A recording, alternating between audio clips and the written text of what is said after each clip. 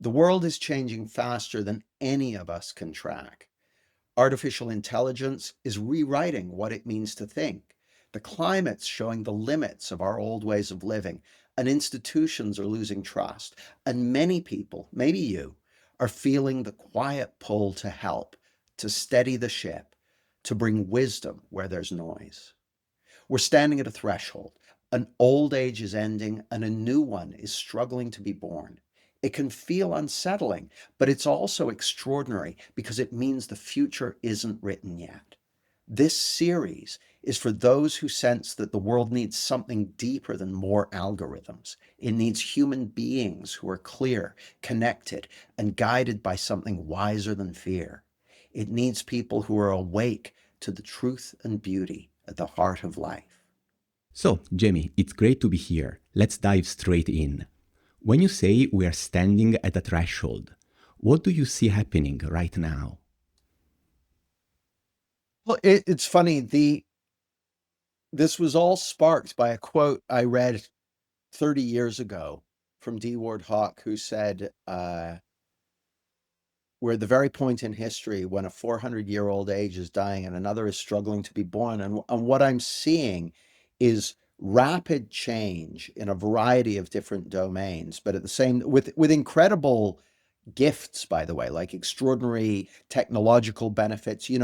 Everyone, certainly in Western society, almost everyone in society has things that would have been unimaginable to even kings and queens and presidents 200 years ago, right? Like we've got phones, we've got search apps that can give us the answers to more than was ever contained in the library of Alexandria. We've got artificial intelligence which can answer complex problems. So we've got these incredible technological wonders, but at the same time, there's kind of a fragility uh, in the systems that are running the world. Not only the systems that are running the world, like the financial system, our nuclear arsenal, the various institutions like trust in the World Health Organization, or the various the different things, but also the natural things we rely on, the bread baskets of the world, the climate crisis, this sort of thing. We're at a time of great fragility. The mental health epidemic, which seems to be like a humanitarian crisis. We've got these incredible technological wonders, but there's a way in which our brains have evolved for a linear world, not an exponential world. And so many of the things which have allowed us as a species to evolve and to grow together as communities and in a culture, many of those things are being kind of stretched to breaking point. And it looks to me like as the world becomes more it's kind of funny. I uh I notice that in my car I've got reversing sensors, which means if I'm backing up, it'll tell me when I'm getting close to something. But those reversing sensors make me a worse driver. Like if I jump in a car that doesn't have them, all of a sudden I'm a liability. Well, there's a way in which that's a metaphor for all the ways in which we're relying on technology. Like on the one hand, we get huge benefits of convenience and that sort of thing. But on the other hand, it takes us a step away from our connection to the natural world, to other people, to our own capabilities. And so I see that change happening. And I see a deeper and deeper need for us to ensure that as we go on that journey as individuals, as communities, as a society, we need to ensure that we bring that which is most human along for the ride with us. That's wonderful. And Jamie, I have a question. So, in what ways do you think that the challenges that we are facing today are different from the crises that we have seen in the past?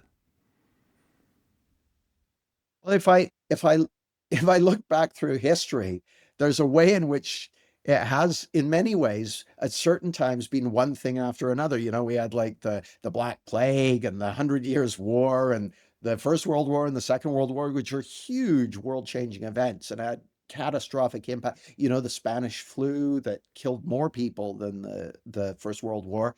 So there have been huge events through history. The thing that's different this time, you know, there's a way in which the 20th century was the century of industrialization. So we saw for the first time industrial warfare and the industrialization of farming and all that sort of stuff. So, and that was huge, right? There's a way in which now what we're going through is the digitization of everything that can be digitized. And we've evolved for a linear world. We understand linear things. Our brains are good at linear. We know what 20 linear steps is. We're good at that stuff. We get fooled again and again by exponential steps. So there's the old uh, story of the guy who asks for his fee. He says, he asks the king to pay him. The king says, whatever you like. And he says to the king, yeah, I want rice. I want the amount of rice where if you put 1 grain of rice on the first square in a chessboard, double it on the second square, double that on the third square, all the way to the 64th square. I want that much rice. And the king says, sure, no problem. Then discovers it's a pile of rice the size of Mount Everest, right? Uh, we don't have good intuitions about exponential functions. And I think that the most transformative aspect of the AI element of what we're going through is that exponential function. I think things are going to happen much faster than we expect, much more deceptively than we expect. It's going to creep up on us. And I think in some ways, the biggest effects of it are going to happen kind of in the background before we even notice it. And then all of a sudden, there will be sudden tipping point type changes. So I think that's one of the things that's different. But the other thing that's different is we're coming to the end of what's called a fourth turning, which is a cycle in history where things kind of reorganize. And the thing that seems intuitively correct to me is that, you know, I met as we think about the fragile systems that run our world and, you know, decaying trust in institutions and that sort of thing, all of that stuff's going to change, right? And when it does, we're going to be in a new world, a different world. And it's not going to be the way we think it's going to be. Like, even I think about this stuff all the time. I still don't know what it's going to be like because it's going to be a paradigm shift in many ways. The world will be a different place. And the thing that occurs to me, you know, you may have heard me use the metaphor of, you know, we've got the possibility of a glittering, abundant future ahead for all humanity. And it might even be here soon, right? Like a more balanced relationship with each other and with the natural world and with the arts and science and all of this. That's a possibility. I'm not saying it's a 99 out of 100 possibility. It may be quite a slim possibility, but that's a possibility. And then it looks to me like the path between here and there is like a rickety Indiana Jones style rope bridge with peril and arrows flying and boulders crashing and all that sort of stuff. And we need to cross that rope bridge to get to the other side. And I think that that's going to take all of us bringing that which each of us is most deeply inspired to bring to make that journey. And a big part of that journey might be our supporting of each other. You know, we're heading into, I mentioned a mental health crisis. We're heading into a loneliness epidemic. We're heading into a world where people are suddenly adrift from a sense of meaning and purpose. And people are going to need help. And they're not going to need help in the way of like all, you know, all 20 million people in the UK who need to go find a job or need to find a sense of purpose, go and hire a coach. They're going to need help from their families, from their communities, from the people around them. You know, one of my friends and colleagues, Mahima Shrestha, once said to me, never underestimate the impact of a sane human being. And I think the world is going to need sane human beings at a time when the temptation to madness is quite strong. I think it's going to be a pretty nutty time. It's going to be pretty wild. And I think, we're already seeing the impact of, social media stress and digital stress and all this sort of stuff. I think sanity is going to be in somewhat short supply, and it's going to be a really, really important and valuable contribution that each of us can bring to our worlds.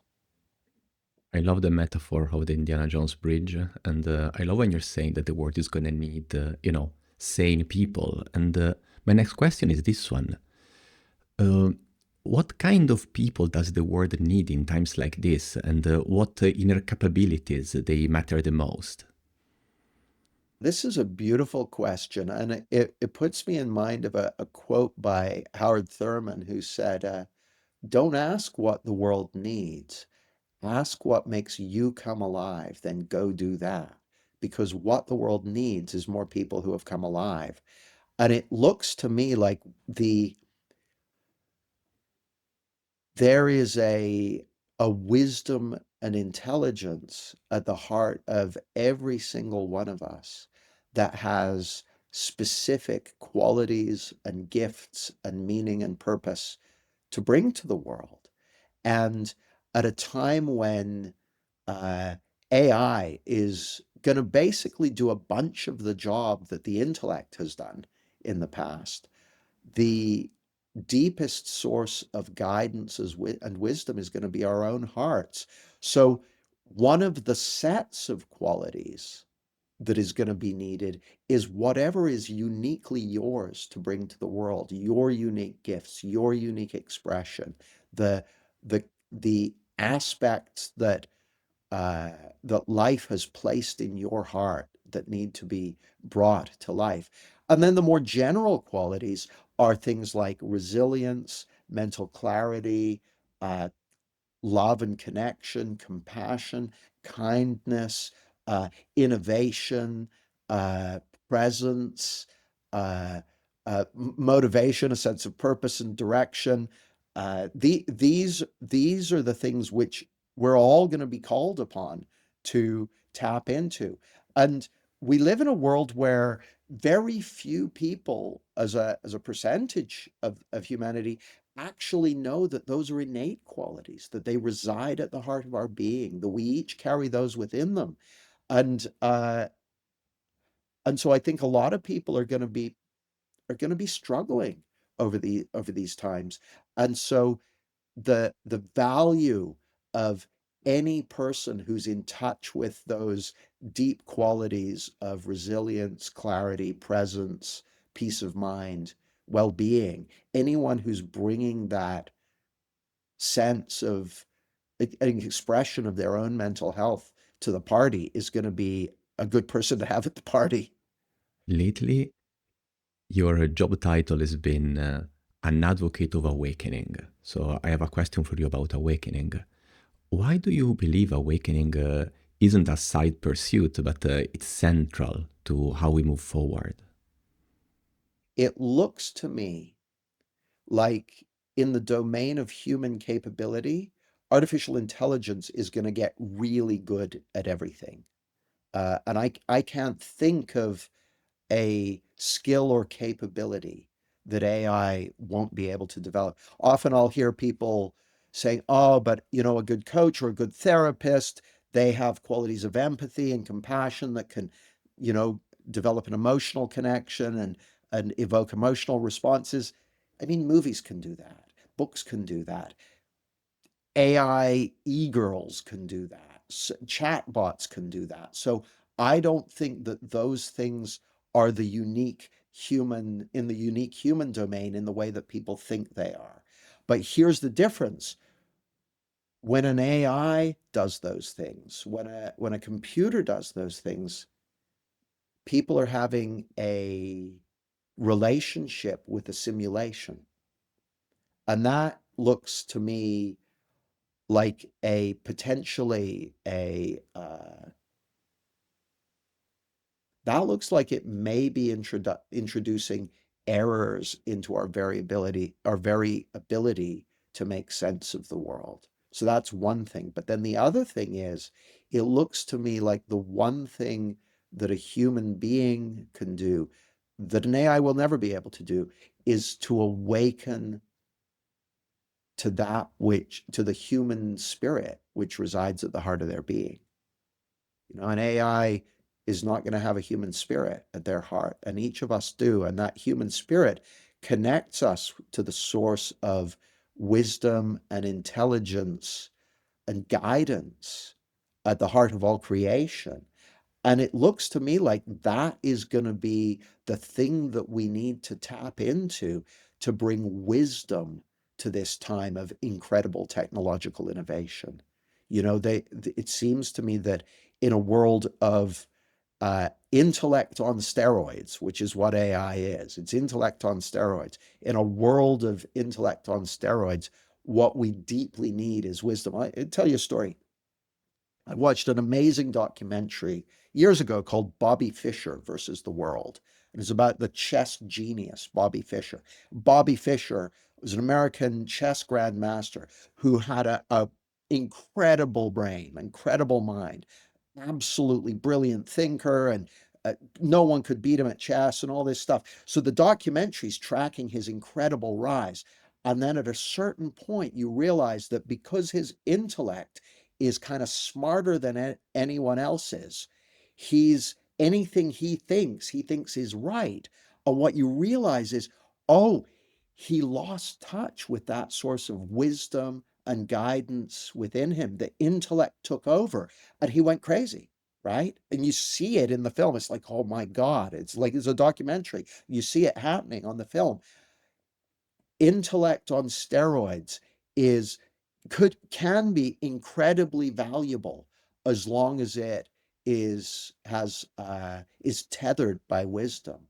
There's a line from Einstein who said something. I'll butcher the quote, but forgive me. Said something like, "The intellect is a powerful servant, and wisdom is is its master." Unfortunately, we've made the servant the master. We can't do that. We can't do that. We have to have wisdom at the heart of it. So it looks to me like our best shot uh, as human beings, as humanity, for staying relevant in a world of robots and AI is to awaken to the source of wisdom and intelligence and guidance and creativity that resides at the heart of our being. Jamie, this has been fantastic. Those were all of my questions. So I just wanted Right. to ask you if is there something else you'd like to add just to land this first episode? There's a quote I read from D. Ward Hawk that I mentioned earlier. He said, "We are at that very point in time when a 400-year-old age is dying and another is struggling to be born, a shifting of culture, science, society, and institutions enormously greater than the world has ever experienced. Ahead, the possibility of regeneration of individuality, liberty, community, and ethics, such as the world has never known, and a harmony with nature, with one another, and with the divine intelligence, such as the world has always dreamed." Now, I first read that, like I said, probably 30 years ago, and it really touched me. And this was long before I had any conception of AI or anything else. But I really held that as a vision for the future. At the time, I was working as a software project manager, and I could see in my own life the challenges that the way the world was and the way everything from my own upbringing to the culture that I lived in to the way that work worked and all that sort of stuff. I could see the challenges of that. And I felt a calling to have something to do with bringing this new world into being. And it seems kind of naive now looking back, but at the time, the reason I got into the whole domain of the mind and change work and that sort of thing is because it really looked to me like there was the possibility of greater freedom for human beings. Well, when I stumbled across the principles in 2009 and I realized, oh, this is the future of psychology, it was like that the possibility of that vision took a huge step forward for me. So it looked like an incredible, yeah, an incredible gift. And everything that has happened over the last 16 years and everything I've been doing over the last 16 years has been part of that same vision, that same possibility, that same impetus towards something greater. Well, now with everything that's happening with I genuinely see that as being a real possibility. But here's the funny thing. It's a real possibility at a time when there are other possibilities. Like another possibility is that there will be techno feudalism and that all the AI companies and stuff will be owned by a half a dozen quadrillionaires and will be, watching Netflix and being fed through a tube and not doing anything. That seems like a horrible dystopian possibility, but that's actually not unlikely at the moment. So I'm like, okay, we don't want to do that. There's the possibility of, a 1984 style kind of, Eurasia versus whatever version of that, which I also don't like the look of. So all of a sudden, it's not just that the world that D. Ward Hawk described looks like a beautiful possibility. It looks like something that we need to work towards. Like we need to prioritize that because the default setting is, the default setting is techno feudalism, right? And I don't want that. And I don't know anyone who wants that. I mean, maybe Mark Zuckerberg, but I don't know anyone else who wants it. And so, well, there will be a few people, and so it seems to me that it's not enough just to see that vision as a possibility and to want that to be and to think, oh, wouldn't that be nice? I think we need to work towards it. And it's why I frame it as a rope bridge. I'm not saying it's going to be easy or uh, every minute of it's going to be fun, but it really is. It does look to me like crossing this rope bridge towards something brand new. Thank you so much, Jamie. This has been fantastic. Looking forward to our next conversation. Yeah, me too. Thanks, Sanjay.